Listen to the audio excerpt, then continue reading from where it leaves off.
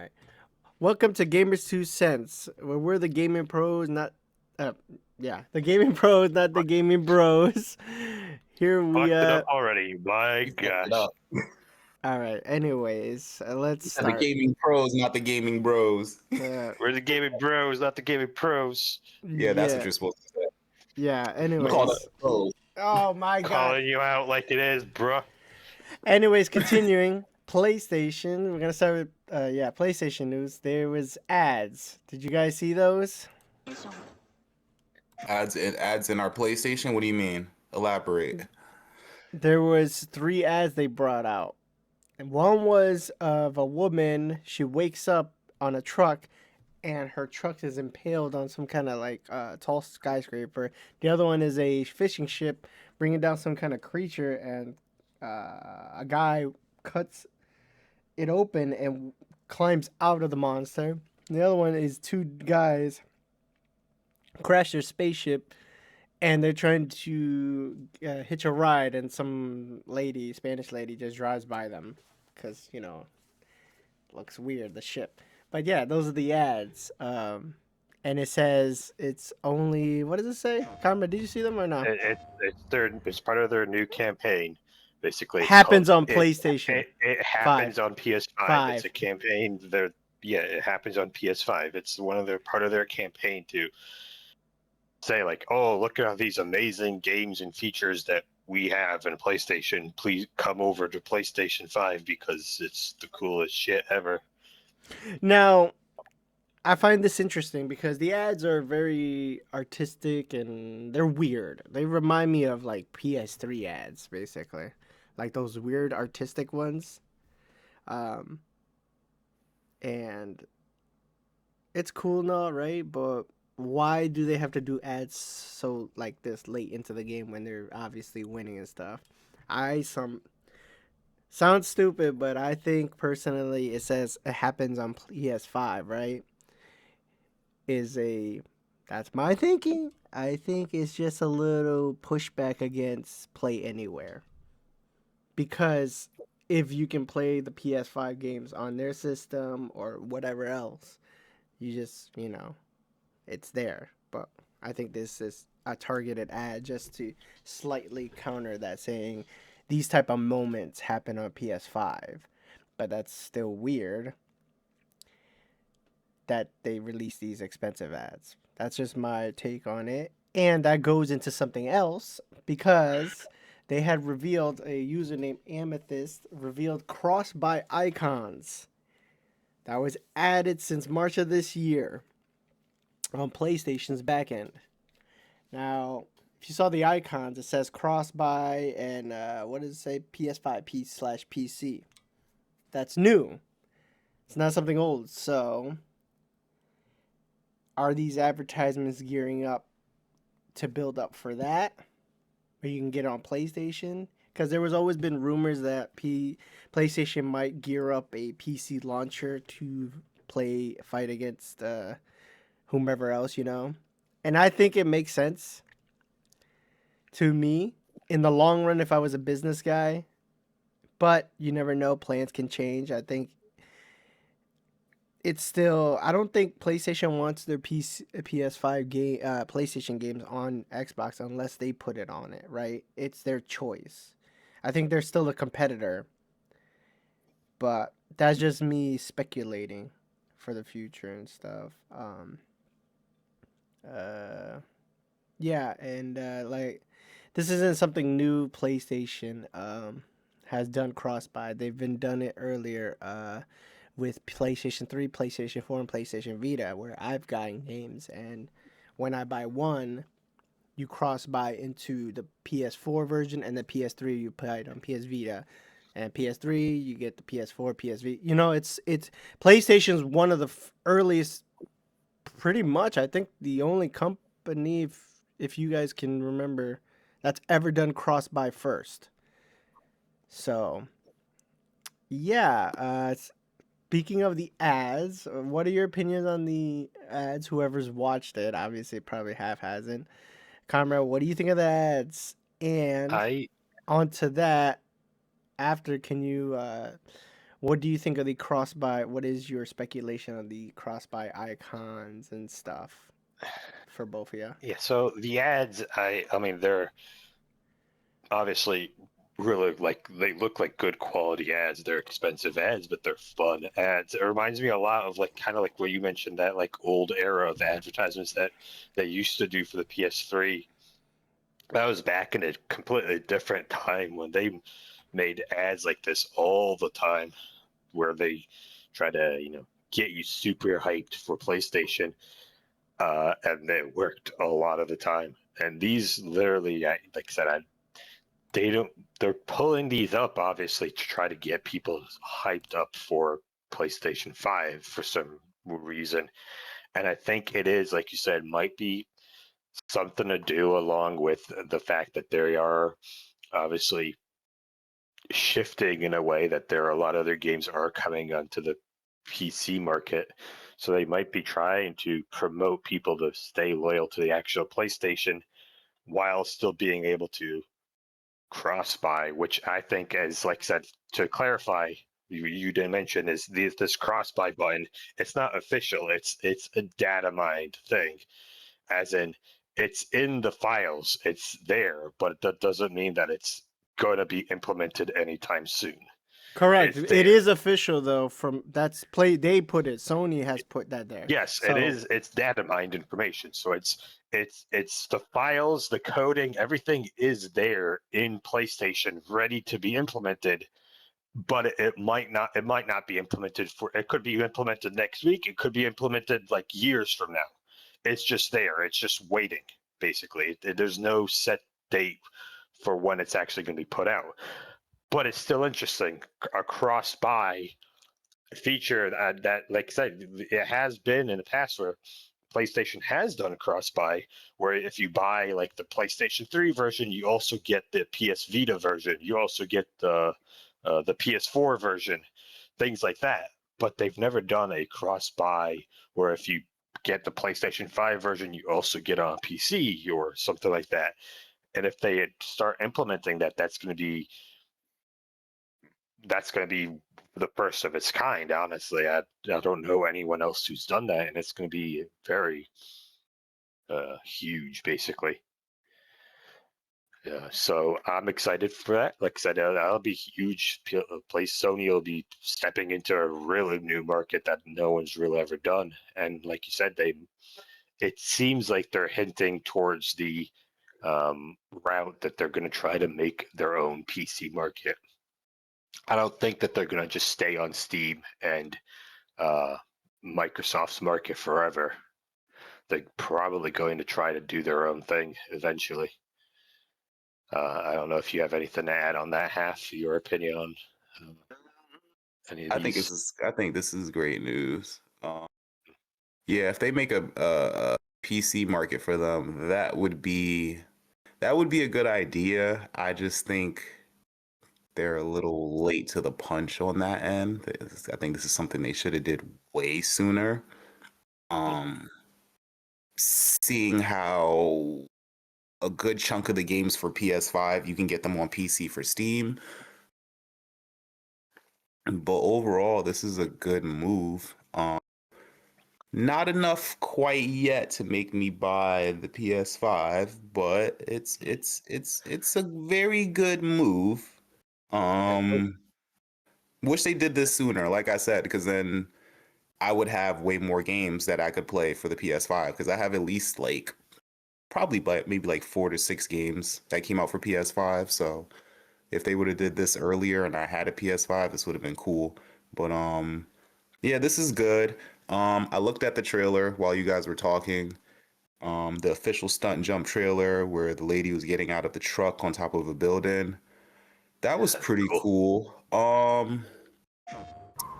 I don't know. I was trying to figure out like what game they were trying to reference here. If this was just a random trailer that just didn't mean, just random trailer, like randomness. I was thinking, I don't know, GTA? I don't know what the fuck this is. Like that's one of the things. Yeah, I'm not exactly sure what they're. I don't know if they're actually referencing games specifically, or if they are. Like I said, I don't know. Maybe they are referencing games. It just seems like they're just Uh, it looks like they're just like you remember like those 5 gum commercials back in the day. Have Yeah, you ever seen any of those? yeah.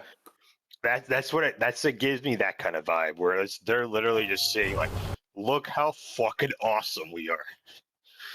Right, And and it's like it's cool, but it's like okay, like I don't want to sound like I'm shitting on the PS5, but it's kind of late for this. I mean, this is something that should have came out way sooner. Like Saab said, like why are you guys just now releasing this? You're probably the PS5 probably has like 2 or maybe even 1 more year because in 2023 or maybe the beginning of 2024 there were rumors that they're going to start working on the PS 6 in 2026. So I don't know. It's cool, but it's just kind of late. Um, Saab, you got anything else you want to say? Or you can change this topic. Yeah, like, it's all rumors, it's all rumor. If they do it, like I said, I think I spoke to Conrad about this. I think Steam needs if they do it, I think PlayStation might be the better competition out of Epic on PC if they were to step into that realm because they actually make their own games. Their quality, they're not like Steam. They don't make their own games, so it's been a while. So PlayStation, has a reason. They got Xbox moving their territory. Like I said, there's a lot of things, and moving parts. I mean, I don't even think PlayStation wants to spend 30% to Steam, right? Pay them. They have to use them for now and build up their own plan if they turn out to make their own launcher because they don't got to pay anybody. If it's just their own launcher. So, yeah, it's all competition. It's good for us if it happens. It's good for us because we pay lower, we go to, you know what I mean? Steam So, needs a competitor, and Sony is like kind of like you're telling me, and you're saying now, Sony is probably uh, the best bet to provide competition to Steam in any correct. capacity. Correct, and I'll talk more about that down the line because we have a topic further down about that. So let's move on. Another big news that came out for a big news that came out for PlayStation that actually true is cloud streaming.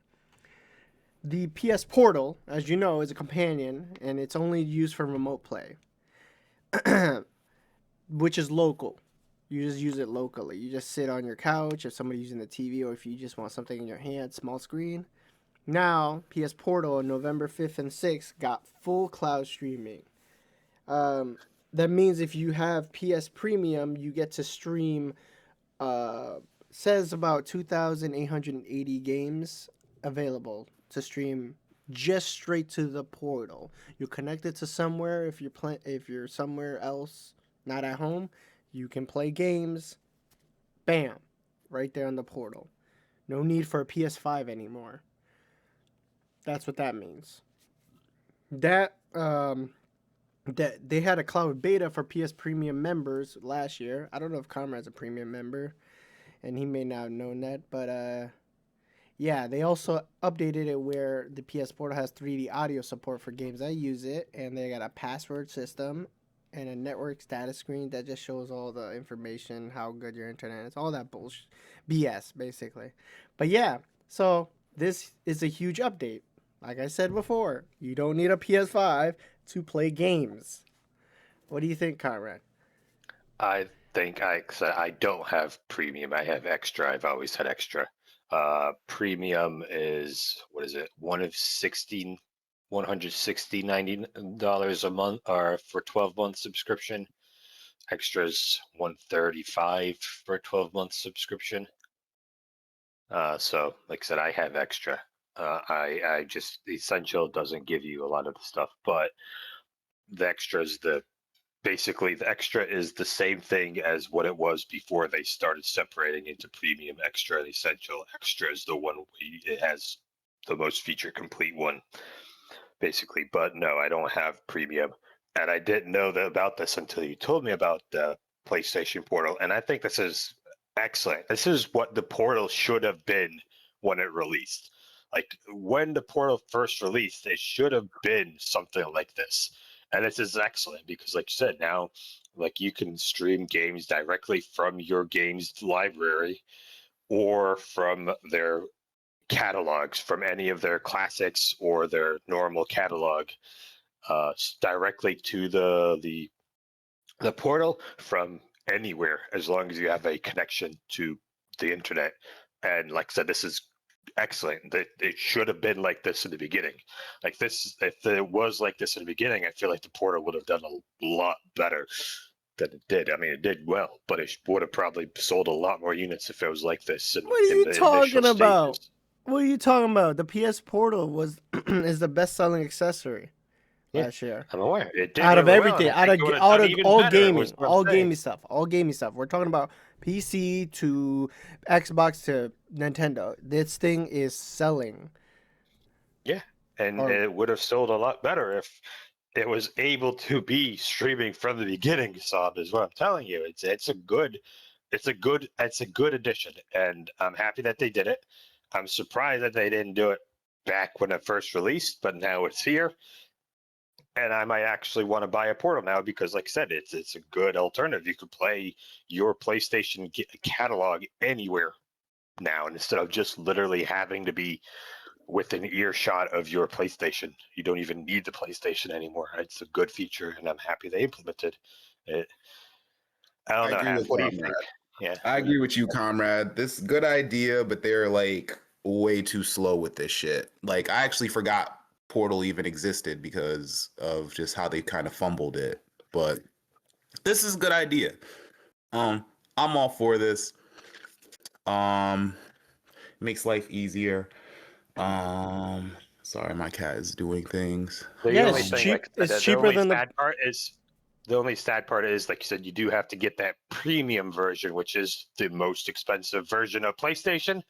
But also, think about it, PlayStation Premium still less expensive than Xbox now. So it's the PlayStation Premium still cheaper than Xbox Game Pass now. So That's it's fine. It true. works out. That's true because it's $360 for the top, Yeah. and the top for Yeah. PlayStation is what he said. So nowadays you buy yourself a Portal, you play for premium, it's still cheaper than Game Pass, and you could stream literally any, like, whatever the hell that said, like thousands of games that is on that catalog.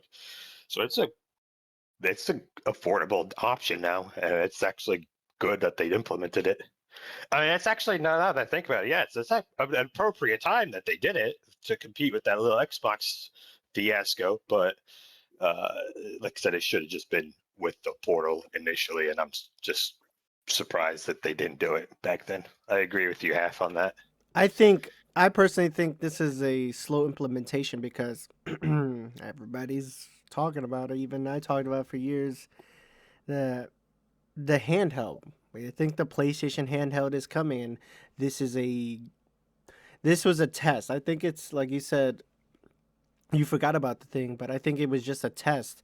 And since it sold so well, it really sold very well, that I think PlayStation was just trying to test the market, and now they're seeing how slow they can update it, and it might be implemented on the handheld in the future, a PS6 handheld, which is good because some of us can't, sit in front of a screen, so. But what do you think overall? Like, I know you think it's slow, but do you really, do you think it's for the rumored handheld? Do you think the price for what you get, because PS Portal is $200, brand new. Obviously, you can get an open box or wait for a sale, which makes it $150, or and then you just pay that's a one-time purchase, but the premium is obviously every year. But like Comrade said, it's way cheaper than $360 a year. What do you think of the price? Since obviously price is a sensitivity for everybody. I mean, if for a handheld system where you can play all your games with the ease of access, I think $200 is a good price. I'm not sure how much the reoccurring subscription is. $160 a month for 12 months. It's $160 for 12 months. Ooh. It's which 360 is for the ultimate as Xbox. for the for the Xbox equivalent, it's like $360 Those for are 12 both months. really expensive just to play some games anywhere. Like, I don't know. I mean, It's also you would get this if you have an actual PlayStation. Probably this gives you what is it? Their classics, their game trials, their cloud streaming, their free monthly games, their exclusives, their share play, their online multiplayer, cloud Yeah, you can play storage. online multiplayer on this. Yeah, that's right. I forgot. Thank you. Yeah, that's right. You can. So that's what that all does. I mean, yeah. So if you're going for this handheld and you're going for it for the cloud streaming, I don't think that's necessarily as bad as, like you said, alternatives of what you have to pay 300 for Xbox. I don't know if you agree with that half or not. Like, what's your thoughts on that?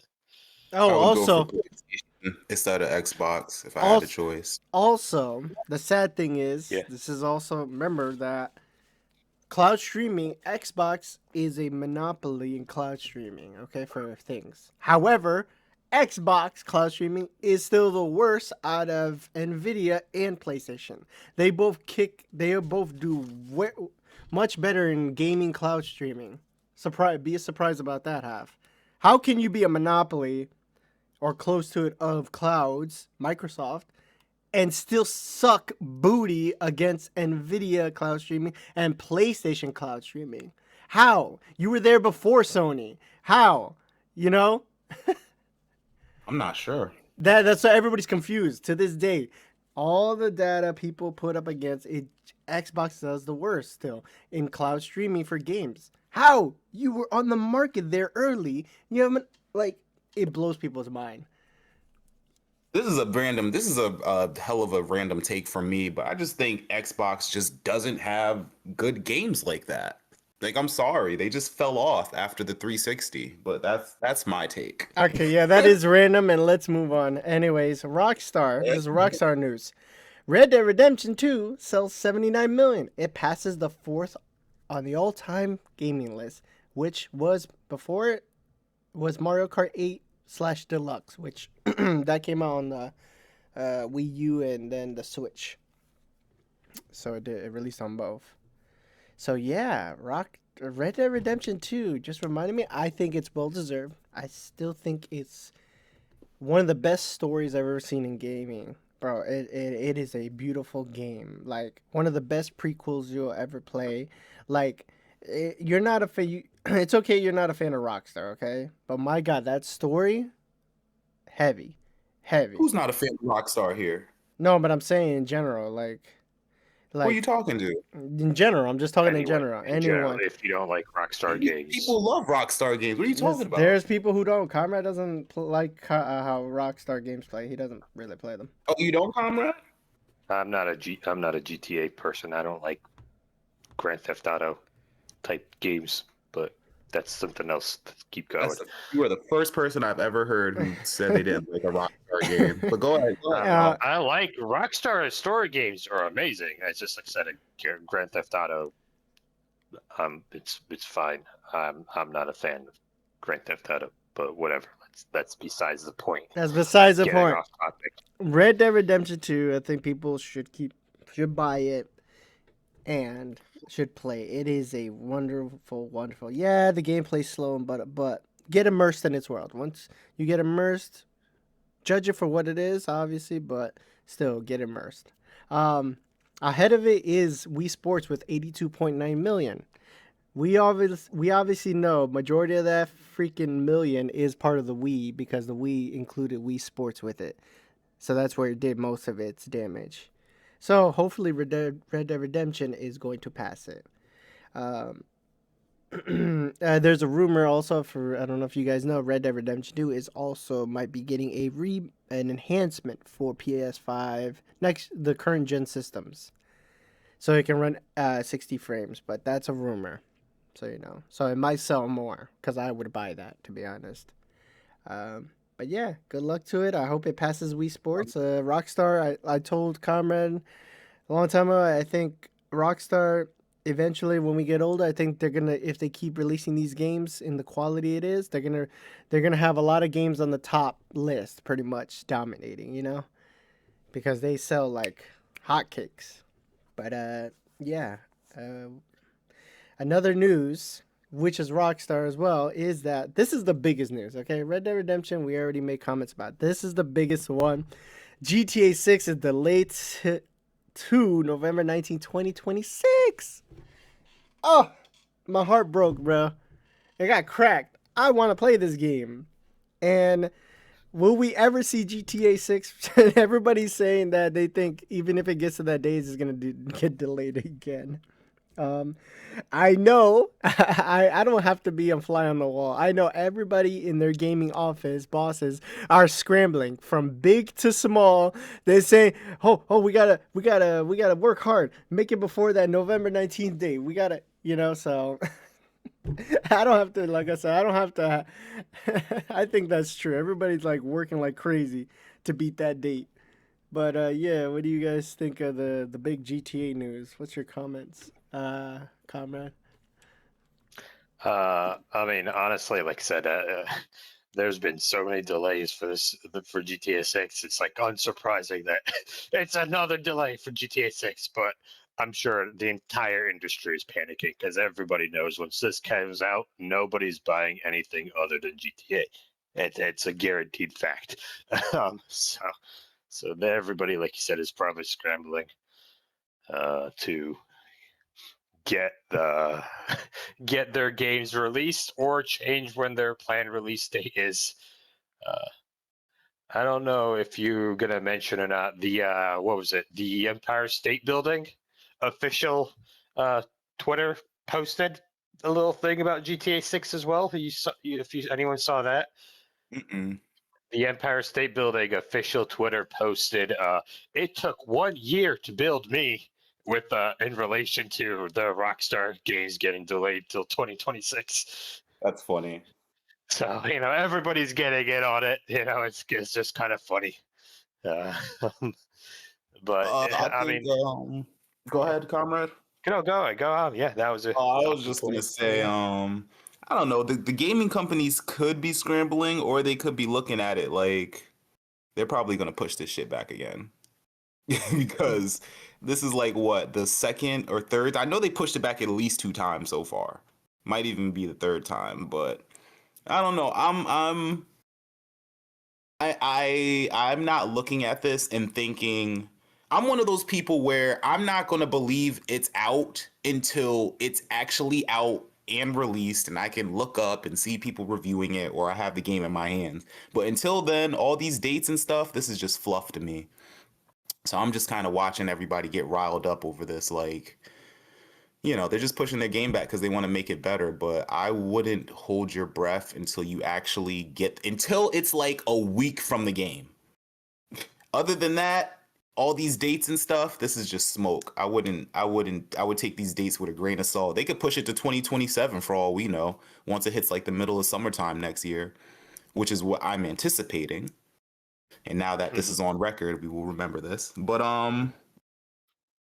yeah, Yeah, but you wouldn't take that chance if you had a company. Everybody knows. Even like I said, they had the reports. Even big companies, not even just small companies, were freaking sweating and talking about in meetings about GTA, not being around it because it's so massive. It's kind of like the fact that, yeah, I completely agree with you. They're probably going to delay it again, but you don't want to take that chance. If you're an indie developer or if you're like a multi-million-dollar AAA developer, you don't want to take the chance that you actually release your game the same day as GTA because nothing is going to get done. Nothing is going to sell. This is true. This is true. But at the same time, it's like, what are they going to keep scrambling every time GTA pushes their date? They're going to have a fucked up game if they're trying to rush it. You know what I mean? Yeah, I would too. I'll be cursing, but I'll be like, yeah, nah, we gotta plan around this. Nah, I would just say, fuck it. We stay on protocol. Rockstar is probably going to delay themselves into 2027. We'll be fine. That's what I would be thinking if I was like a game director, but I'm not. So, Saab. All right, so let's move on to Nintendo. So they had shown off, they had released the trailer for Metroid Prime 4 on November 4th. That's a big game for this year. They showed off the Switch 2 edition, which they should because it's a higher resolution, it's better frame rates. Why would you, even if it's gonna release on Switch 1, why would you want to get the Switch 1 version? Let's be honest. Um, it shows off normal Prime gameplay, first person, and the cycling, the motorcycle, which looks For like Metroid a Prime. motorcycle. Yeah. And they also showed that there's going to be 3 amiibos released. Two on November 6th. Samus is aiming and her on her cycle. And then they got another, I don't know what it is. It says Slux for December 4th. Silux. Silac, thank you. I don't care. Fuck that. But yeah, my opinion is it looks good. I've only played Prime 1. I have Prime 1 and 2 on GameCube. I also have Metroid Prime Trilogy on Wii. That's my only experience with it. However, I do want to play. I have them for a reason. That's why I'm chewing through my backlog because I want to get to these old games I have and all this other stuff. I'm trying. So it looks good. Like I said, I want to play it, but I want to play through the first one. I liked what I played from the first one on the GameCube.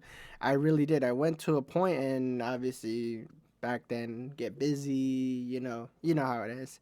But I still have them to this day, so I hope I can get to it. What do you guys think? Watching the trailer, it looks like it look good. Like it looks fun. I will say, like I said, I never played any of the Prime games. I only played the side scrollers, Metroids. I never played any Prime games, but they've always looked good. And this one, like you said, looks like it adds a lot of fun features that weren't in previous Prime games. It looks like it's going to be a lot of fun. Like I said, I should go through it. Definitely, since I don't have a Switch 2, but like I said, I have a Switch 1. I should go through the Prime games. I've heard only good things about them, and like I said, it looks like it's a good time. Yeah, they have Metroid Prime Remastered, the first one for Switch. I have the first Switch, so yeah, I mean it's easy to get. Like I said, I just haven't gotten around to it. But I don't know if you got anything half. What did you think about the trailer? If you've seen it, Looks fun. I played Metroid Prime for GameCube. Never beat the game, but I enjoyed it. This game's gonna sell like hotcakes. It's Metroid, so and it looks good. So it's probably gonna be one of their best-selling games on the Switch, if I were to guess. Do you know that the Metroid series is the lowest selling series that they have? The popular ones. For what, Nintendo? Mm-hmm. Surprisingly, be surprised. That is extreme. It doesn't do anywhere near the other icons numbers. It's way in the back, like lagging behind. I'm assuming that Mario Kart is their top selling. I'm assuming. I'm talking about characters like Mario games. Just characters. Oh, got you. Out of their characters, that one sells the least. Like I'm talking about popular ones. Obviously, you could say, "Oh, what about Waluigi?" Well, Waluigi doesn't have his own game, but yeah, you know what I'm saying. Technically, Waluigi does have his own pinball. Oh my god! But you know what I mean. Go ahead.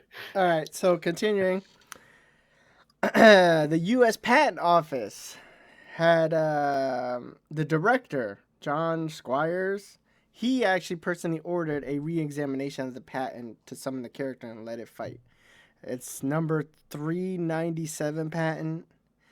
It's just to go over, basically, from what I remember. Oh, this was a doozy. I'm not going to go too in depth with it, but other companies were, it sounds like other companies and U.S. Patent lawyers or whatever, they're specialized in it, were complaining about it. So Squires wanted to relook into it because of past of complaints, and it's a bad perception on the patent office because if you let something this simple go through and then they can challenge anybody, it's a bad look for the patent office because they're supposed to do their job. So that's what this whole thing is basically about. It's just to re-examine how this what this patent is and all this stuff because like I said other companies had done this before. So I'm pretty sure like Konami to Blizzard to everybody that we don't know probably sent a complaint to the patent office. But yeah, that's simple as that is, right? Comrade, please help me with this one. Yeah, trying to read the article, like I said, it's a doozy of an article. There's a lot to it, but basically, yes. The article mentions that most likely what happened was a lot of games developers and things like were sending and players probably sending complaints to the U.S. Patent Office, and so they, the director Squires, ordered on their own initiative, basically that the whole organization takes a look again at these patents. That like there's a couple of them. It's not just the 397 that you mentioned. It's a couple patents from Nintendo and from Konami as well. From other, just basically in general, a lot of these gaming patents, they're re-looking at it. Like one of the article mentions that one of the Konami patents, interestingly, was a really stupid one. It's what does it say? One of those prior art references. One of the patents that Nintendo references in one of their patents is a Konami patent that was filed in 2002 that is teaches a player to be allowed to perform a battle in manual mode or in automatic mode. So literally the thing that's in every single mobile game that we have now, that's apparently a patent that Konami filed in 2002 that I had no idea about. But now that's one of the things that the patent office is also looking back into. But the Nintendo patent specifically is, like you said, it's the one where they're trying to, it's the creature capturing one. It's the one where basically summon a character and let it fight for you in several different formats. That's the one that they're reevaluating, and I think this is like a huge blow to Nintendo and its lawsuit against Palworld specifically. And honestly, it's just a huge W for the entire gaming industry to know that, hey, we can actually do something against some of these patents because some of them are just absolutely terrible and should never have been passed in the first place. Well, it's not a W yet because Nintendo could well, like you're right. But the fact that they're at least they could be that they could look at it and say, oh, we support our initial decision 100%. But the fact that they're at least re-looking at it is a sign that they're at least considering putting some litigation onto it. And it's a step in the right direction, but you're right. It's not, you're right. I spoke too soon. It's not a huge W yet because they could turn around and say that we're not doing anything against it. No, Nintendo has to basically defend itself. Essentially, yes. Basically, what it is they're going to relook at it and they're going to rather say, "Hey, we think that nothing needs to change. We think that Nintendo has 30 days to. I think it's 30 days usually. It's a certain amount of time. Maybe it's more than that. But yeah, Nintendo has this amount of time to submit a new modified patent that we will look at, or they will just say." We're throwing this out. It's trash. It's most likely what's going to happen is if they think that something needs to be changed, they will probably just give Nintendo hey, edit this patent to where it makes sense, and we will look at that. That's the most likely thing that's going to happen, hopefully. And even that is a good thing because that's also going to put a huge damper in all of Nintendo's ongoing plans for basically all its patents in the future because they're going to have to change how they're doing that as well. I don't Yeah, know if you have anything. basically, he's saying that they're just re-examining the patent because they saw a lot of BS, and they just want to make sense of the whole BS. Half guy. Yeah, yeah, I don't know if you have anything I to add don't to really that. have anything to say to this that you guys haven't really covered, so I'm just gonna pass on this one. All right, good, good. All right, comrade, take up this lawsuit thing, please. So another, it's like actually kind of funny though. On the complete opposite end, there's another little article. Let's see that on the opposite end, huge W for Nintendo, because apparently they actually won a suit recently. This is a lawsuit that they had against a streamer that's been going on for a while. I forget exactly when this lawsuit initially started, but Nintendo, uh, a Colorado judge ordered this gentleman, streamer called Jesse Kagan. Oh, back in 24. This is when it initially started, but he's ordered to pay Nintendo $17,500 in damages from Colorado federal judge. This lawsuit is honestly it's kind of funny if you think about it. This streamer was kind of dumb, and honestly, I'm not surprised that Nintendo won this, but it's along with all this other stuff that Nintendo's going through. Basically, the streamer was reasonably popular, but he was literally streaming himself, uh, pirating Nintendo games, and teaching other people how to pirate Nintendo games. And then when Nintendo questioned him, they literally said, "Hey, stop doing this." He literally doubled down on them and said, "Fuck Nintendo, watch this." And then Nintendo literally, said, "Okay," and got him to court, and now they won the court. No, what Apparently, was like his I said, quote? What was his quote? was it. What was his quote? The streamer's name is Jesse Keegan. I No, don't but what remember was his exactly. quote? What was his quote? He runs the Uh, streets. Did you know about Something it? like that. Yeah, he literally said, Oh no, "Yeah, he says you might run a corporation, I run the streets. yes." So this guy, he played stupid games with a multi-million-dollar corporation, and he got the result that everyone knew was going to happen. So this is a win for Nintendo, but it is like amongst all this other lawsuits that Nintendo is going through, it is just a funny thing that just it's like, hey, I remember this fucking idiot that try to win against a corporation by telling them I run the streets, and now he's got to pay $17,000 in fees. And honestly, a lot of people were saying in here, it's like this man got off easy.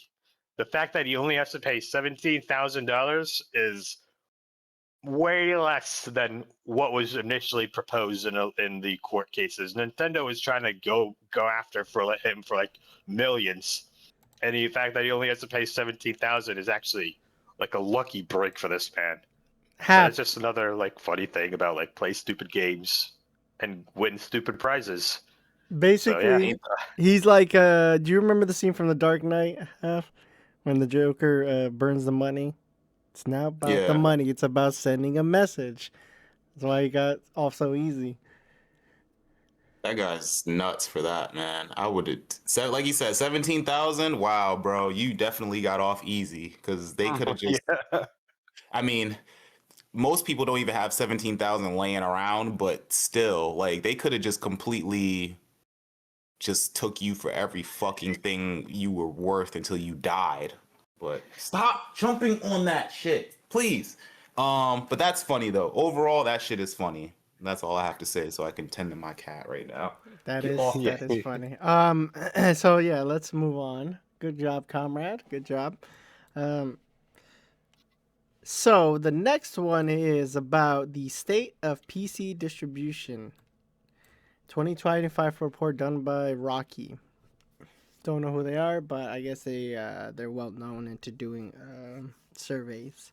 So they spoke with 306 managers of the game industry about the PC channels where they what is it called, Comrade? Distribute from. So you got obviously GOG, Epic Games, Steam. Who else you got, Comrade? Humble Bumble, Fnatic, G2A, and Kingen. So Epic. say that again. Epic. You forgot Epic. Yes. However, the big number out of these, if you see it in front of you, that everybody focused on was the 72% of developers see Steam as a monopoly. Everything else is just nothing, basically. You know, it's something, but the biggest one is the 72% see Steam as monopoly. And that's the talk of the town for that, is that people find that weird, that why would you call Steam a monopoly, because it's not a monopoly, because they basically people's views is they're not monopoly because they do the right things, which I could always go all day about how Steam does wrong things as well. But yeah, if in my opinion, yes, they are a monopoly. No, they're not a monopoly just yet. I think though they have a monopoly like grip because everybody chooses to use them. As I said, I have a problem with Steam because I came from the times you don't freaking need to use a launcher or ask for permission from Steam to play the game offline. But yeah, I think this is where we were talking about how if PlayStation rumors come true that they come to the PC market and do their own launcher and have a battle, which is gonna, like Half said, is gonna be really late. It's gonna be hard because Steam has their roots. They're almost like, how can I say this? I see Steam like Netflix. Steam was pretty much the first one to do this type of thing where you buy your digital games. So they're rooted in being the first one, just like Netflix is. That's why Netflix still has the biggest market for the digital movies, just like Steam is the digital games. Um, People can find all these excuses and questions saying, oh, well, somebody else should have done it from the beginning. But it's like, you can't, because PC gamers have this intrinsic thoughts or something that they can do no wrong, Steam, which they obviously do a lot of wrong, and I think they are very lazy. They don't make their own games. They're all this stuff, you know. Um, but Careful what you say there. The Steam community is going to go after you. no. I'm right. I think they need competition. I think they're lazy, but that's my opinion. Uh, I want fight from Steam. Epic Games cannot fight them. They have the money, but they have no real games. How can you? They have Fortnite, and Fortnite is the biggest thing that's supplying them with money. But my gosh, they keep trying. They keep giving free games, which is nice for us. Free. Remember that. As long as they're alive. Um, yeah. This angers me, man, because it's not just the 72%, it's just other people. The gaming community pisses me off. But yeah, what do you guys think of developers see Steam as a monopoly? 72%. I'll clarify something for you. I don't know if you're Yes, aware. please. Like, yes, 100%. Like, a lot of the gaming community are saying, "Oh, Steam's not a monopoly. Steam's doing all the right things. Steam's, good guy Steam." The community loves Steam, like you said, because Steam has been around from the beginning. It started this whole digital game thing and it created a huge loyal fan base over the years because it was doing a lot of good things in the eyes of the public. That's not to say, like I said, Steam has done a lot of really bad things for the industry. But to clarify, that doesn't make it not a monopoly. A monopoly, by definition, is just holding the majority of the market. And like this says, 72% of people think that it's a monopoly. It is a monopoly. The biggest competitor to Steam is, like we said, is real, like Epic, GOG. GOG's a little guy. Bundles. Yeah, Epic is like little guy compared to Steam. Like Epic is really only has, like you said, um, uh, uh, Fortnite for its like storefront. Like I'm sure a lot more than just 70% of players go on Steam. It's like the majority of players for the PC market are going on Steam, and probably have never even heard of. Majority of people probably never even heard of Humble Bundle or GOG, even though they're excellent platforms as well. Like they're excellent platforms, and they're necessary for different reasons, but like the majority of players know about Steam, go to Steam. Like when they say, "Oh, I need to play this game on PC," they're going to go, "Hey, I need to go on Steam." I don't like most players in my when I talk to my friends at work, they're like, "Hey," they don't say, "Hey, I'm going to play my I'm going to play this game." They're going to, "Hey, what are you doing?" "Oh, I'm playing on Steam tonight." Like it's Steam. Steam is a monopoly. That's 100% true. But it's the problem is a lot of people give it a pass because of the good graces that it's been having over the years. And the reason why it has such good graces is because a lot of people have it's been around for so long, a lot of people have forgotten about the shady bad shit that it has done in the past. And it's gonna keep happening until somebody steps in and Punches does Steam something in the about it. mouth. And I And it said and Sony is the only one, but they're coming to the market late because nobody changes their mind. Because Sony actually makes the damn games. See, and that's 100% true. Someone needs to punch them in the mouth to get Steam to actually do something. Steam has been basically the same for such a long time. If you think about it, like, yeah, they changed, a few of their policies, they changed their layout a little bit. But Valve itself, the company that runs Steam, hasn't been like really dragging its legs for years. And it needs somebody to kick it in the overdrive because like everyone knows, competition breeds creativity, and Steam has no competition. Steam is like leagues above everybody else in terms of its dominance of the market. Nobody else really has the power or influence to touch them. And if anyone's like Epic did a great job, they went into the market. I'm surprised they got as far as they did, and they do have lots of money, like you said, to help developers bring their visions out there, and that's good. Like that's good for the market because, like I said, a lot of great games have come out on Epic Games because Epic has been funding them and try to compete with Steam, but also try to get their footing into the games library market and out there. But like Steam has got is 100% a monopoly in that sense because it has the majority stake in all of this, and it doesn't need to compete with anybody because it's so huge, and it knows that they're huge, so they haven't done anything.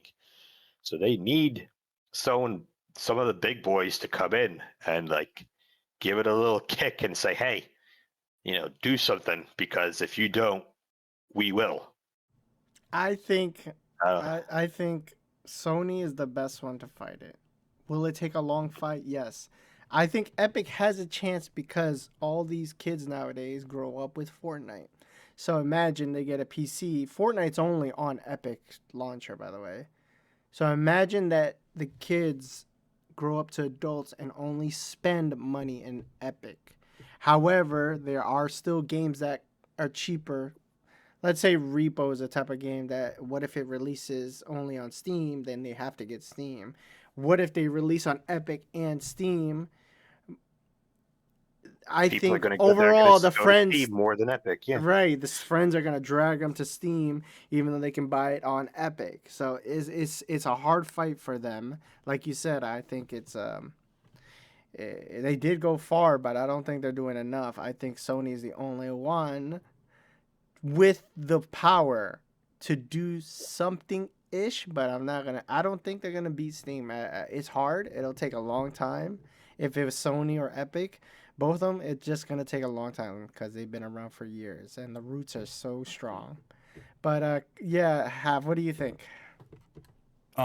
I think that Well, I will say first off, yeah, they do. Steam does have a monopoly over things, but just because they have a monopoly over things, I don't think that's necessarily a bad thing. That's just how things evolved for Steam over time. I remember Steam trying out Steam, I think like 2010, 2011. It's been around for a really long time.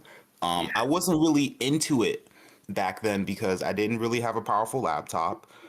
So there was only like two games I played with one of my friends.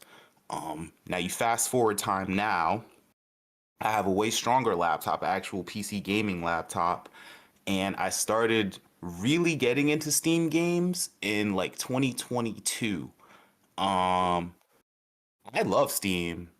I was like, damn, I see why people love it so much. I mean, there's a bunch of sales. The sales are really frequent for like games that I like. The interface is good. I like big screen mode. So from somebody like me, I haven't really seen any bad things about Steam yet, like maybe you guys have. But right now I absolutely love Steam. And I don't know what else I could really think of that I would want them to do better. As far as like upgrading their storefront hub goes, like the interface is good, the sales are good, everything is very easy to find and organized well. What would you guys want from Steam? Is there any like improvements that you would want to see Steam do in the future? I think a lot of that stems for, like I said, Steam for the consumer, like you said, is very good. Like in that front, it's a lot more of the like the back end. I think the developers, because Steam, I don't remember exactly what it is. Is it?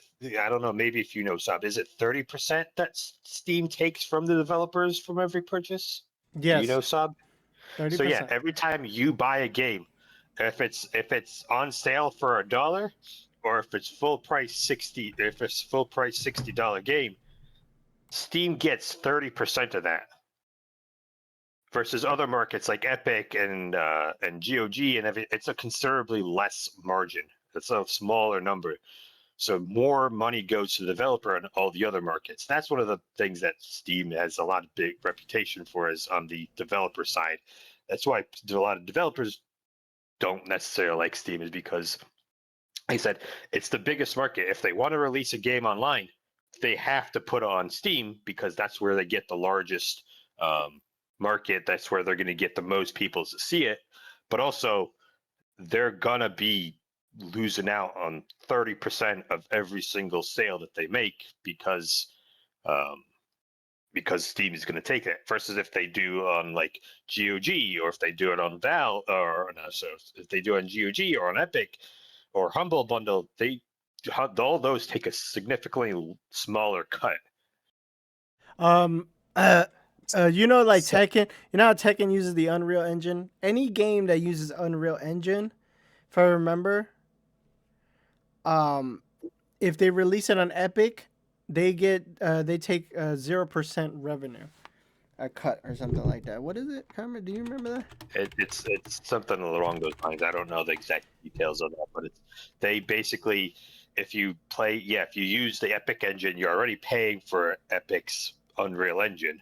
So Epic basically says, hey, since you're already paying Oh, us, you don't have 12%. 12%. 12%. you don't 12%. have to you yes, so you're already paying us. You don't have to pay us as much. It's like a little free pass they give them a little bit So that gives a little versus breathing room for companies to earn more revenue. That's another way they're if trying you to think about face it against like this. Steam. It's well, also if you think about it this way, it's 99% of the games nowadays is being built in Unreal Engine, so they're paying licensing fee for Unreal Engine to Epic, and then they're releasing it on Steam, and 30% of the profit that they make on that game is also being taken out. So that's already it's what he said, 12%. So that's already 42% of their profit that they would have made on the game gone to other people, and now now their game is on sale for $2. The developers aren't getting shit. and that's one of the things that a lot of developers don't like about Steam, to be honest. But Oh, Gotcha. here we go. Here we go. On June 2025, Epic will not take any revenue cut for games' first $1 million in annual sales, after which the standard 12% cut applies. yeah. So yeah, for consumers, Steam is great because they're on the front. It looks like, oh wow, Steam is awesome. Like you said, it has that big screen mode. It has a sale going on all the time. But now it just like, but if you think about it, the developers behind the scenes, they're not nearly as happy about all these things because they're being pressured to like, I have to release on Steam because Steam is the biggest platform. It's the only real option for me to do, and Steam is taking such a decent cut out of it that it's hard for developers to make it, Hey, well, especially tough, indie tough developers. shit, man. That's how I see it. Steam did its job. It came early 2000s, dominated, and that's why it is where it is now. I don't Yeah. know what to say And to that. I don't really know what to say to that other than damn, Steam kind of did what they the set out problem to is do. because it's so big, there's no other competition, and nobody can compete with it. And now there's a lot of Well, developers that could have made amazing games can't afford to release on Steam. Like, and that's where that whole creativity is being. We're losing the creativity that we would have in the gaming industry because a lot of people can't afford it. Like, they can't get to that point where they can release their game. And yeah, it doesn't get them the spotlight that it needs to breathe that creativity. And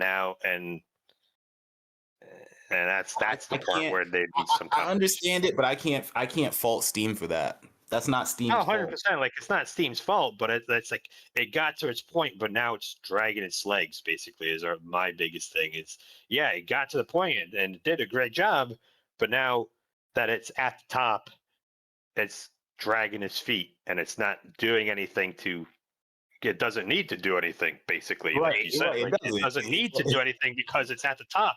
It knows it's at the top. Valve knows that they have no competition. It knows it doesn't have to do anything, and it'll stay at the top. So unless something changes in that whole space, Steam is gonna keep on saying, "Hey, deal with it." They Yeah, need basically, sound competition. insensitive, but it's no. I mean, what again? And that goes back to what I was asking you guys. You guys are saying they would need competition. So, like, what would you want to see improved from Steam outside of developers getting a bigger cut? Me, I want, bro, the Steam store. I want to buy my games and install it anywhere like GOG. I don't want to ask permission for Steam to play the game offline without making it compatible to be offline because of their DRM. I'm like, bro, I bought the game. Why I gotta ask you permission like you're my parent to play the game? That's why I focus more on GOG. If I was to buy games off a PC nowadays, I rather not somebody control what I bought. So I can install when you buy it on GOG, you can install it anywhere. You can install it on an external drive, install that fucking game. That's the game. Install it anywhere you want. No chain. And you can't do that. I mean, I know you can install games on a SSD drive and play off of it for Steam, but I guess my Think question is, They have you their own can't. security Well, DRM think about code it this way. attached Think to it. about it this way. They have Basically, their if you own buy DRM attached to it. yeah, When you so install. DRM basically, think of it this way: if you buy a game off GOG, you can keep it forever. You could put it wherever the hell you want. You could do whatever the fuck you want with it. Obviously, other than resell, that's a whole nother thing. But if you buy a game on Steam, if later down the road, what is it, Gabe, the owner of Valve, passes away and Steam gets or retires, and Steam gets bought out by another company, and they change the storefront or something, well, guess what? If they get or Steam gets gone, if Steam decides, hey, we're shutting down, your games are gone. Like, you can't do anything about it. You can't access your games at all. Your entire library of one game or 10,000 games that some people have seen on, they're gone. They're just gone. Doesn't matter if it's installed on your computer, it's gone. Like, you can't play it. if you can't access Steam, you can't Right. play it. I am aware of that. So that's what you're saying is the difference between that and GOG. Yeah, GOG is once you have the game, it's yours. It's downloaded on your game on your system forever. That would be cool, but like I said, I don't think Steam is going to do that anytime soon. Okay. Oh, the other thing That- is they don't preserve game. They don't have a preservation thing like GOG has been doing, where they're preserving old games because old games are harder to play nowadays, and GOG is making an effort to take off old DRMs that made it impossible or very difficult to play games. PC game. We're talking about PC versions. Yeah, GOG basically finds like old classic games that you can't play nowadays because of old software and things like that, old DRM, and literally just makes it so that it's compatible with modern graphics cards and modern Windows resolutions. And it says here, if you buy it, it's yours forever. Gotcha. So I mean, Steam doesn't. I don't think Steam is ever going to do that. And I think, as far as I'm aware, GOG is really the only one that does it, and it is an expensive endeavor. It's obviously but that's why you'll notice on systems like GOG, they have a huge library of old classic games that came out long before, or the early era of Steam, and before that Steam doesn't have anymore because Steam doesn't sell the games because they can't run. Steam, no console, no system is going to be able to run them just because they're so old and outdated softwares. Companies. Versus GOG takes their own money and restores these games and puts it on their own market. Yes, they first need permission from the developer or however, and they got to use their money. Companies won't really use their money. They want that, like the Resident Evil, that recent thing. They said, why do we need to do that? Because we got the new one, the new one. Nobody wants to play the old ones basically. So they convinced them, and they sold actually pretty well the old Resident Evil PC versions. That is pretty much hard to access nowadays. So. Now, this is what pisses me off about the community. They always say, "Oh, Steam can do no wrong," and then those are the same people that say, "Oh, where's our video game preservation?" But then don't give money to GOG. So I'm like, is it really? It's those gamers. It's those Steam gamers. They think they know everything. They think, what else, Valve? You say, Valve needs to make games. I'm tired of them skating easily. PlayStation fucking makes its own games and makes actually a pretty good PlayStation store. They run a store while they make games, and then they do their deals. Like, I hate whenever I try to give praise to Sony because every company has their bad. But my God, Sony is the better one, bro. Steam doesn't do crap. They just got recently a freaking people are complaining because they updated that Counter-Strike shit, and they make money from that Counter-Strike stuff, and it's a whole issue. That's a whole freaking can of worms to open, by the way. But Valve is getting a very negative look on that. But everybody's gonna be like, nah, they can still do no wrong, even if that little negative, bro. Freaking make games. Stop giving them a pass. Bro, man, I'm tired of that. I'm tired of that. Make your damn games. Make some video games, damn it. I think that Saab is going into the territory of. I'm not going to territory. I don't hate Steam. He doesn't hate Steam. He hates the company Valve in general. Is what this. No, is I hate people skating worms. easily.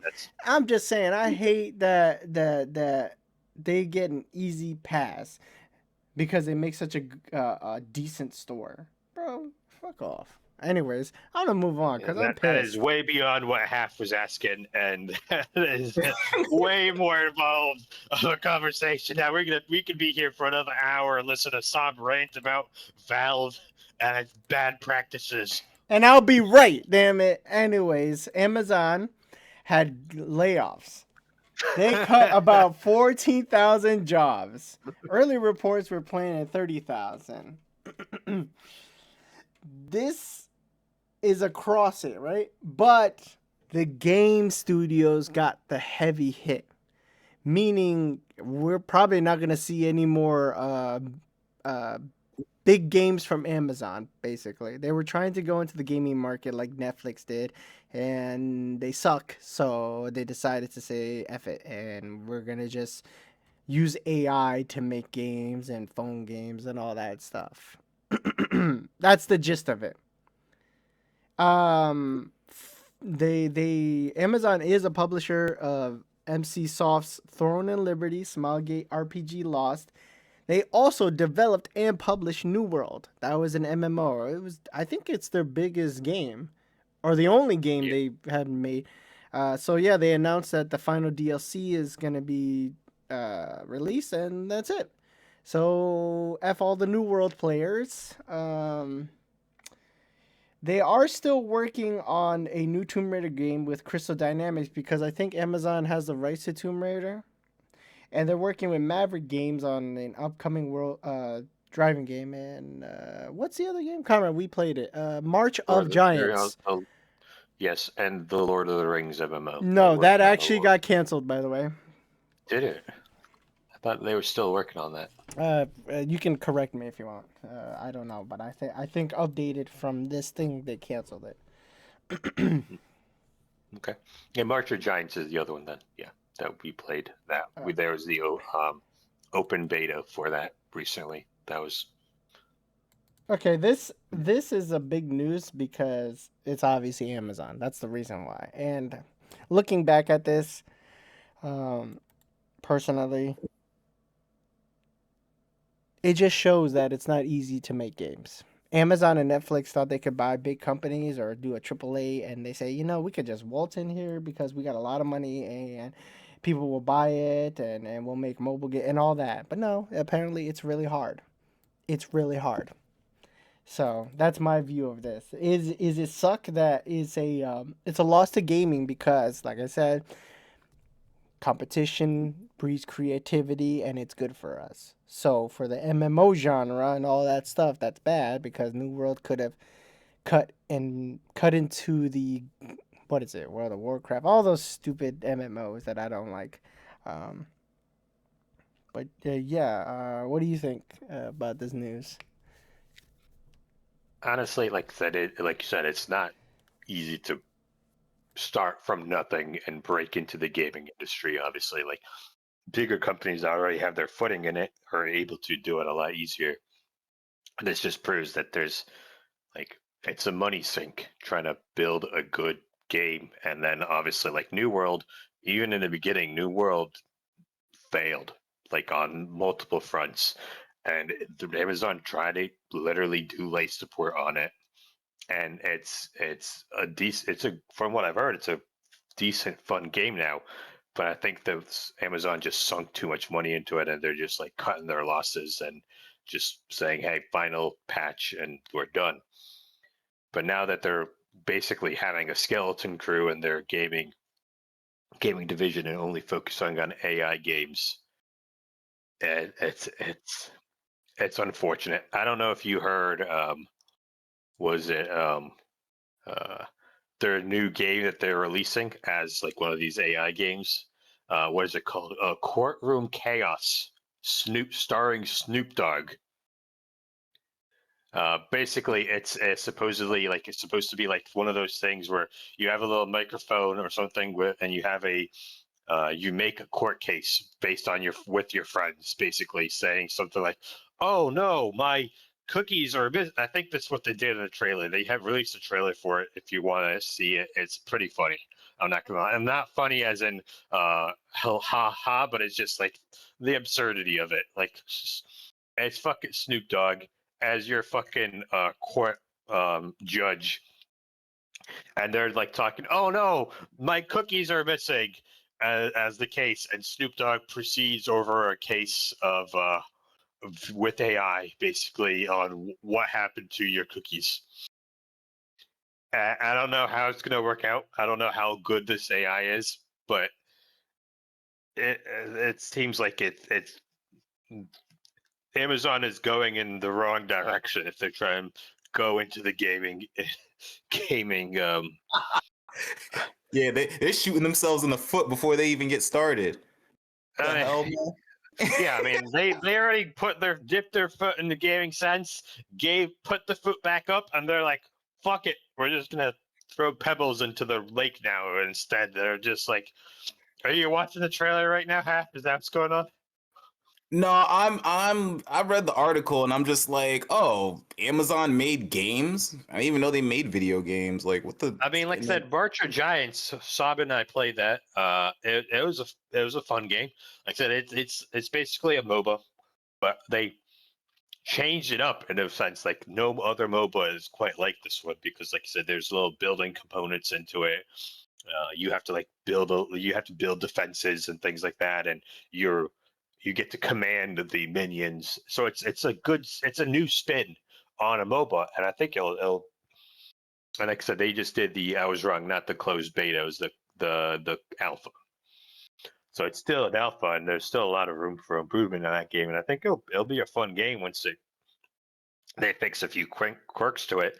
So Amazon also did New World, and I already talked about New World. So there's a lot of decent games that Amazon has released. It's just like they've kind of gone under the radar, and they didn't really make the profit that they were looking for. And it looks like they're just like, "Book it.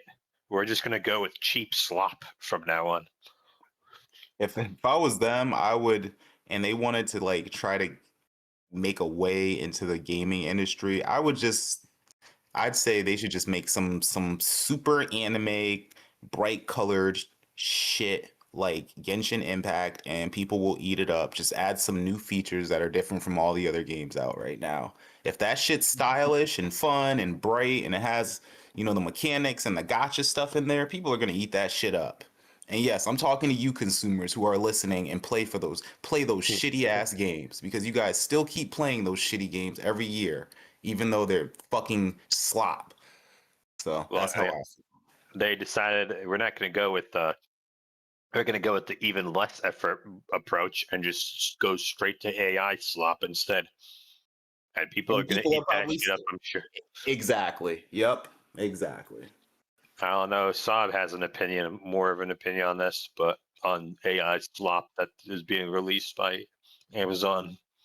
I don't care to be honest. I just feel sad because, like I said, competition breeds creativity. We need competition, and but at the same time, I laugh at it because I think Amazon and Netflix, these two, thought it was easy. Oh, we're gonna walk in here, we're gonna stroll, because, like I said, gaming is the biggest entertainment by far with money. And they thought since they have a lot of people under their umbrella, they could easily make it, but it's not easy. Um, I know somebody who has New World, Renshi. He has it. So if you want to ask an opinion about it, go ask him. Of Somebody course, gave when it to she him. has New World. Somebody gave it to him or something, I believe. But yeah, they still making games though. Like I said, they're still making that new Tomb Raider. I think they're working together. I don't know if they own Tomb Raider or not because I think they're making what is it, a live action I'm Tomb Raider? pretty sure they're basically um, more like funding or um, publishing for other developers. They're I not actually the ones actively developing. They're just I funding thought they're other working developers. together with funding because there's a Tomb Raider live action they're gonna release, a show or movie. That's I'm sure entirely some possible. stuff like that. Yeah, so I could see that still going because it's probably maybe the game is contracted with the show, so it's like tied together. I don't know. I'm just guessing. I'm not no expert. It just makes sense to me. And then they got this open world driving game. I mean, we need more driving. I don't know. Like I said, it's weird. March of Giants, though. If you want to talk about that, we never gave in our impressions fully on that. I think it's okay. It has some work to do. I don't know. I thought it was okay. I had no love for it. I had no hate for it. I thought it just existed. I I don't. like you said. Yeah, I agree. It's a good new spin on it, but it's gonna need some work. before it gets released.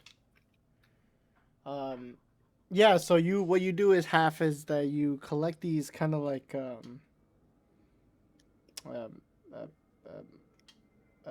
Building currency, materials. yeah, something like that. There's a blimp that's down. You can collect it from there once you get to a certain point on the lane, and you send the troops to search it, and then it brings it out. You can build turrets to trenches to summoning more minions from I'm tanks. bored already, falling asleep. I'm just telling you what the hell it If is. you've ever played a MOBA like that, it's like if you play it's like if you ever play like League of Legends, the top-down MOBA sort of. It's like that, but with a new spin, basically. So anyone who played as likes MOBAs will probably enjoy this to an extent, and I might played League of actually like it more. Legends. He's I played played League it. of Legends in its first in its beginning of its inception, where there was only about 10 heroes, and man, That's basically what this is.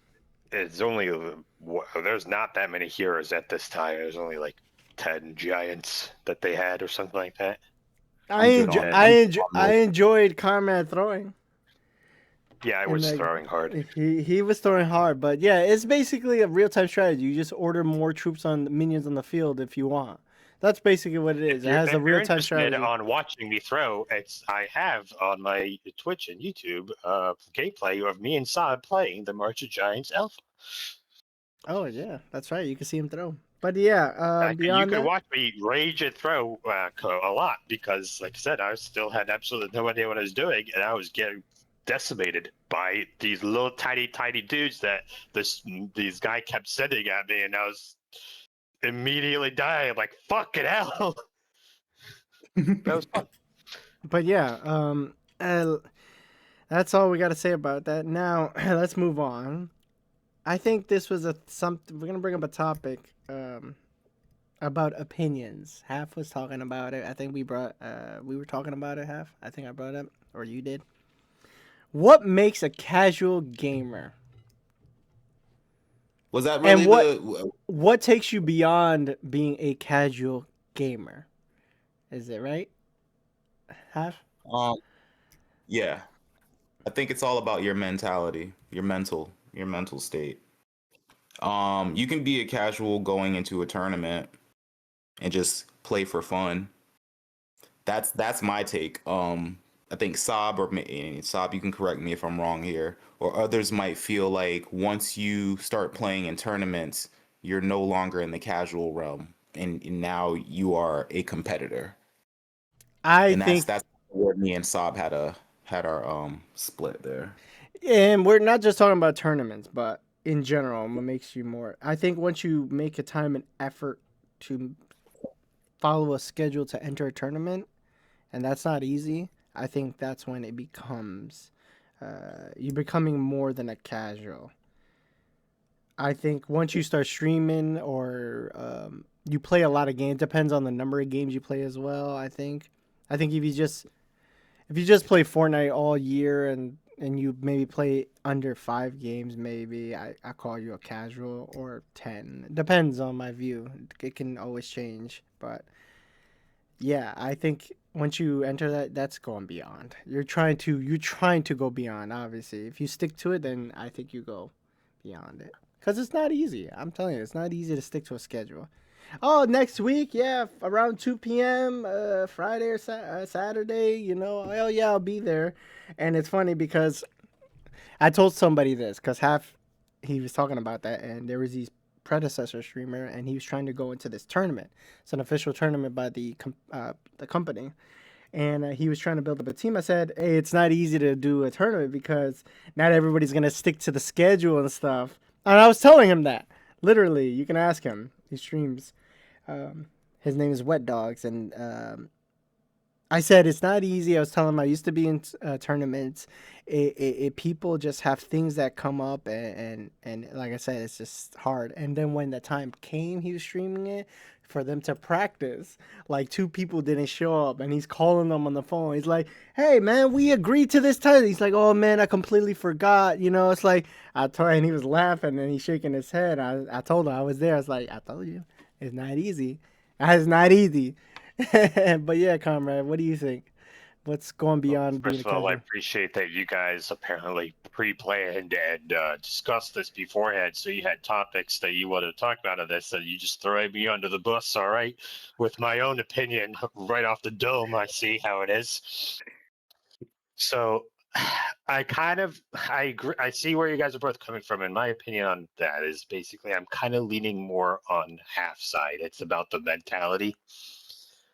Like you can have, and honestly, that goes into what you were saying a little bit as well. So it seems like you agree, Saba, in this sense. It's all about how you perceive, like how people perceive it. As in, like if I, it's about the mentality of in like, hey, am I just gonna be playing a few games a year? Just sitting in my couch and bedroom, just hey, stream a game because like kind of like because I'd be consider myself kind of pretty casual gamer. Like I stream 100%. Yeah, I stream, but that's more of a. I'm not trying to make a career out of it. I know several people are like we have Runchy, for example. He's been trying to make a career out of it. He streams on a regular basis. He has, exactly when he's going to be on, what game he's going to play because he posts it all. He tells you, hey, I'm doing this, this, and this. I stream as well, but it's more at this point, I don't intend to make a career out of it. I have a career that I'm doing. I'll come home, I'll play some games. Hey, I want to share it with some of my friends. I want to share it with my with anyone else who wants to come and play games with me. I consider that pretty casual. First, in the sense, if I join a tournament, maybe that would be cool, but that's a mentality thing. I'm not joining a tournament because I want to go pro. I'm not joining a tournament because I want to uh, uh, prove that I'm the best at the game. I want to join a tournament because I think it'll be fun. So I think it's more of a mentality thing. It's like, yeah, you can become a streamer. You can become a popular streamer. You can become a regular attendee of tournaments, but you can still be a casual player as because like you said, it's not your full-time commitment. Like that's what I determine is like if you're fully committed into gaming or in the sense then you're no longer casual. That's my interpretation of that. Is I don't know what you guys, if that's what you guys are going for here with the mentality thing. It's all about how you perceive your commitment to the game that you're trying to go pro in versus casual. You just play what you want when you want. And if you stream, you can stream. If you want to go to a tournament, you can go to a tournament, but it's you're not trying to go full into it. And it's a casual kind of commitment, I You view have it. nice. Fun, you play for fun, basically. I view it like movies. I think a typical casual movie viewer will watch what is mainstream, from shows to movies. Or be on the most casual streaming app. I think gaming is like that. I think if you're a Call of Duty person, NBA 2K, sports, you become a casual. Even Pokemon, I think, is casual to a point. Once you go beyond that and going beyond this kind of like border of casual games, then I think you're in this realm of in between pro and casual. That's where I view you're going beyond casual. If you enter a tournament, that to me is not part of casual. A tournament is going beyond the line drawn in the sand. You're going in between a, Well, a professional to I think about it this way. Like I play Mario Kart with casually. Like if someone wants to play some Mario Kart, hell yeah, I'll play Mario Kart with you. I'm absolutely dog shit at it. I guarantee you I will lose, but hell yeah, it's fun.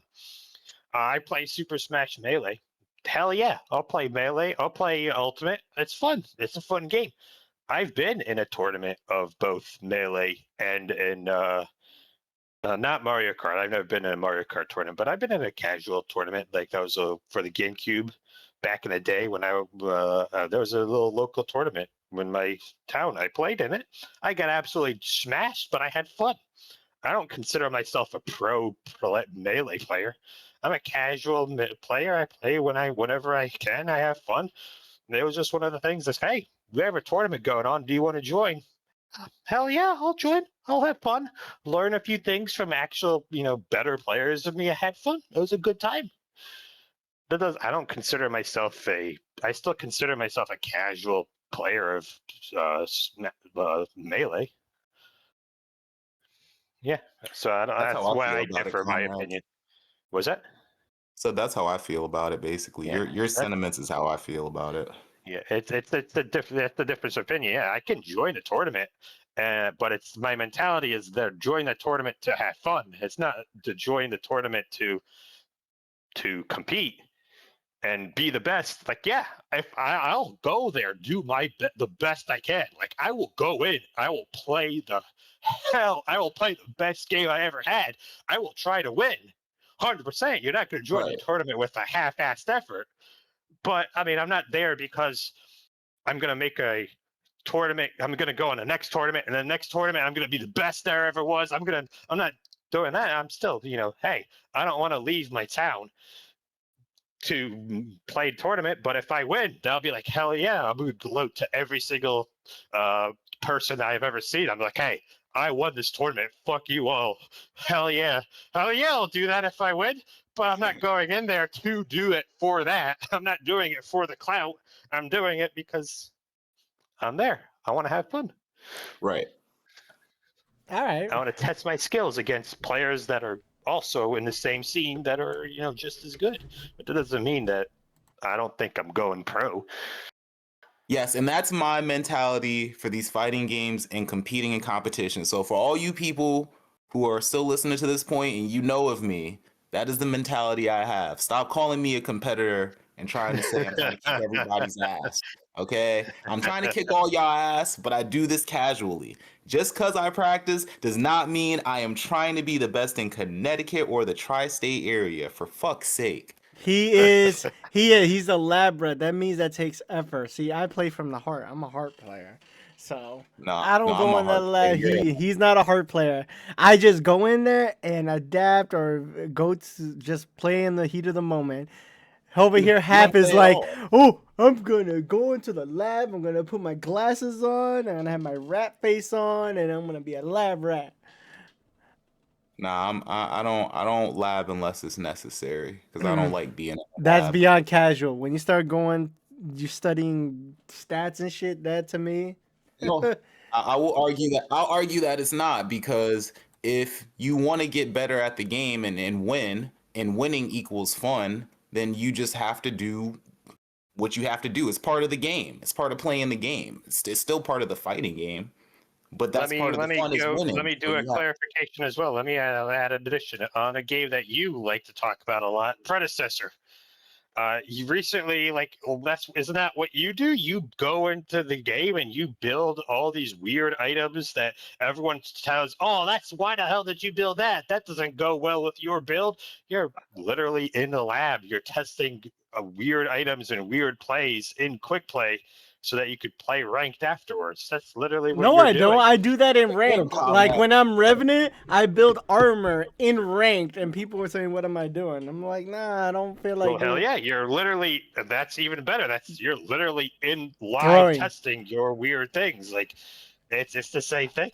No, it's not. In the same sense. No, it's not. I know I'm not pro, but I know I'm not a casual. Obviously, you guys know how many games I play. I exist beyond that realm of casual. So don't be tournament. Me? No, I don't do tournaments. That's too lazy. I wanted to. I want to sign up for a Rocket League tournament at the Expo, and that shit. They make it too difficult, man. I'm an old man, bro. Just let me stand up there and write on a piece of paper and call my name. Tell me what time to come. I don't have to sign up on this website. Why you gotta have me sign up with my email? Like, what is the damn point? I'm trying to enter a tournament. I'm here already. That's half a step. Let me take the Y'all gotta full have the step. cosplayer girls there for Saab to come out. Y'all No, hear man. me? I want to be there. I want Cosplayer to girls, enter and that then he'll come back. damn Rocket League tournament. I was. I can't wait for the cosplays of my favorite Rocket League car.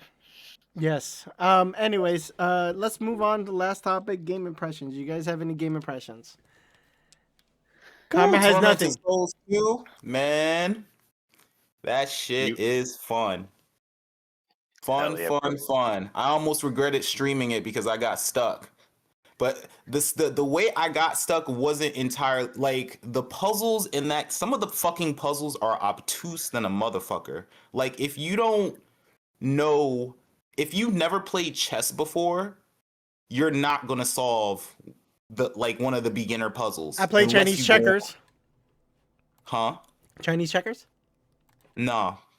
No, it's a thing where you have to get a key, but the key is locked inside of this capsule that looks like the fucking Da Vinci Code, and it has 7 icons on the capsule, and you have to move them, and they have different chess pieces on them. There's a note in the game that tells you which way the chess pieces move, and there's another note that tells you like how many times to move them. But if you don't know chess and you don't know that the horse is this icon and the queen is this icon, then you're fucked.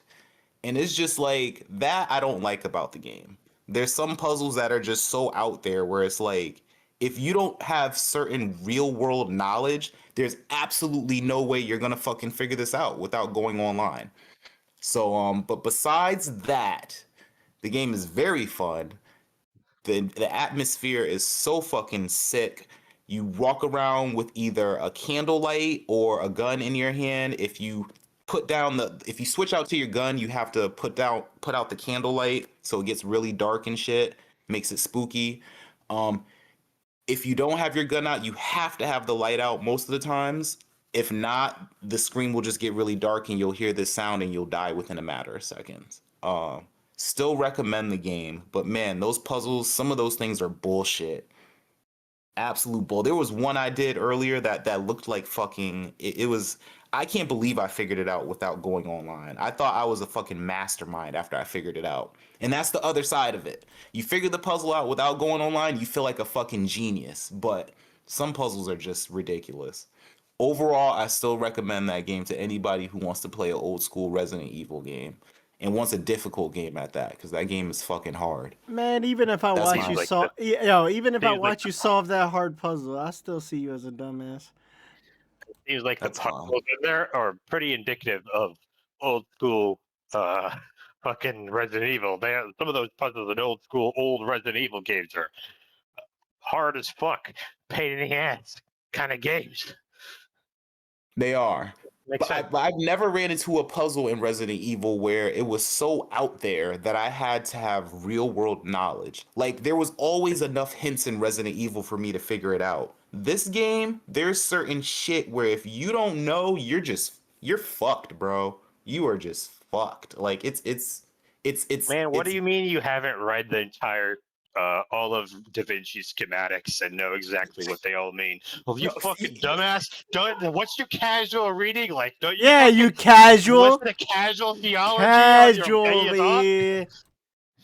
No, for real, man. And then the game has a lot of like esoteric and cryptic knowledge and stuff, but it's a very cool game, but that's a double-edged sword as the puzzles. Cause yeah, you figure it out, you feel like a fucking genius, but then sometimes it's just like, what the fuck? Like ridiculous. So those are my impressions. Comrade. Comrade's got nothing, yo. He Um, played Ghost, and that's it. He's stuck. He I played Ghosts. I You already decided said this. You already said this last year. funny little I mean, thing last that week. we were talking about earlier. We were talking about Steam. You know, Kingdom Come Deliverance. The first one is $6 on Steam, so I'm ready to give my 30% of $6 to Steam and make that my next game. I'm gonna play that. You know, so that's gonna be my take. Like I said, it's not too much. I haven't done too much since last week. I've been busy at work. They've been having me All right, we're not deployed. trying to hear your So damn work story. Anyways, yes, so they've been deploying me all over the place. So Kingdom Come Deliverance, the first one, is going to be my next game. $6 on Steam right now. Okay. so yeah, because he said that because Lucas is thinking about Yeah, playing. Luke is also our friend Luke. He's trying to play it as well. He was recommended to me. Said, you know what? I'll play along with them. I'll give my impressions after a week, and then maybe Luke will give his impressions of it as well, or we'll pass on Luke's impressions of it so far. Yeah, so I'm gonna, since I had mic issues last week because of my dumb ass stuff, Death Stranding 2 update. Game is still great. I don't care what people say, delivery, it's still a great game. Still a great freaking game. The story is weird and cool. Like, it's just so creative, and the acting is great. I've never seen so many Hollywood actors in a game that gives such good performances, or at least has an important role. Um, yeah. So that's my impressions of that. It's not too deep. I already have 40 something hours in it, and I've been streaming it. Pretty much that's it. I've been vibing. I don't really talk, so when I stream, I just vibe. Oh no, I have 47 hours. I'm sorry. I'm close to 50. What Great game game. now? Death Stranding Death 2. Stranding. Oh, where is that? How did that anime girl Shut spawn in up, Death Stranding? man. And Comrade, I told him he got surprised. You know VTubers. Yeah, I Pecora. was. Pecco.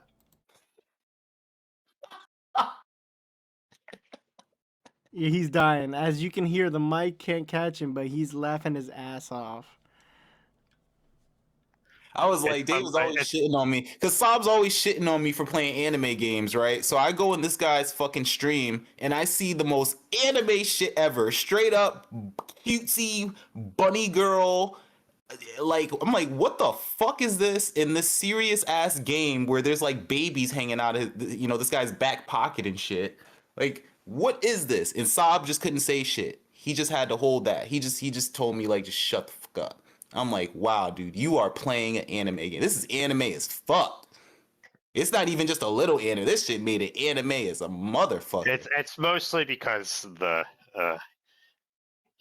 game he made an amazing game, but as the developer, he's also a huge loves anime. He loves all that stuff, so he's gonna put it in his game because Sony gave him a free pass. He just said they basically just said do whatever the fuck you want.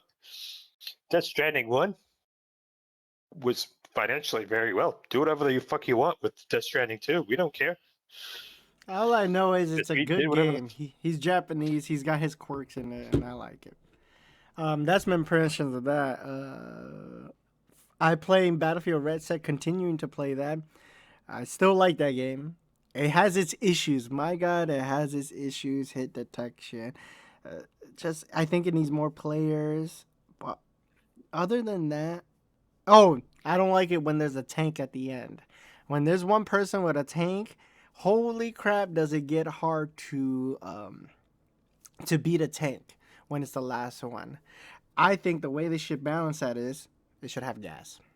Sorry, it should just straight up have gas, because being three, if you have three squads with four people, the tank is gonna usually win. Majority of the time, the tank just rolls over you. You're so focused on the tank that his three buddies are gonna freaking rotate around and get behind you and kill you. So you're so focused on the tank because that is the focus. That tank, that armor is gonna kill you. So yeah, that I think they should balance out with gas. Gasoline is my improvement of that, because a tank does belong in the game. Just gas, please. Just please. That's it. How many tanks do they have in that shit? You can In, have like the battle multiple. royale? You can have multiple. You could have a whole squad. You have to complete missions, and I then gotta once you try that. complete enough missions, you get a tank. But my problem also Oh, is too much dead space. There's too much dead space. I think there should be more than 100 players. I think it should have 150 or 200. It's too much dead space. You mean there's too many dead sections in the game. No, but nice try. Ah, That's my opinion of that. It could still get better. I think there's too many good weapons early on. I think there'll be more basic ones. You run around and you don't have to get in a battle for a long time, and I think that's a bad part of it. I think there should be more action, more tension. But that's my opinion. But yeah, you guys got any other topics to talk about? Nah. All right. Yeah. Thank you for listening. Like and subscribe. Leave comments. You guys got anything to say? Adia, Corporate viewers Adia, signing that's out. all, folks.